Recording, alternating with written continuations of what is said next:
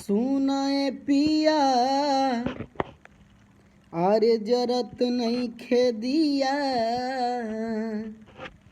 आय बहू से मुँह अपन सिया ए राजा तू थोड़े थोड़े पिया सुनाए पिया अजरत नहीं खेदिया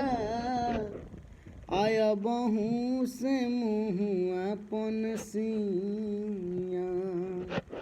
सुनाए पिया जरत नहीं खेदिया सुनाए पिया जरत नहीं खेदिया आया बहू से मुँह अपन सिया ए राजा तू थोड़े थोड़े पिया ए राजा तू थोड़े थोड़े पिया खाना बनाई ले उधारे हम पैसा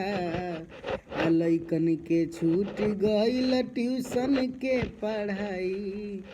सुनाए पिया जरत नहीं खेदिया सुनाए पिया जरत नहीं खेदिया अब भले माई बाप गारी दी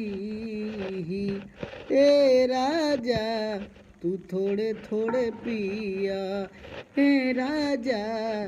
तू थोड़े थोड़े पिया।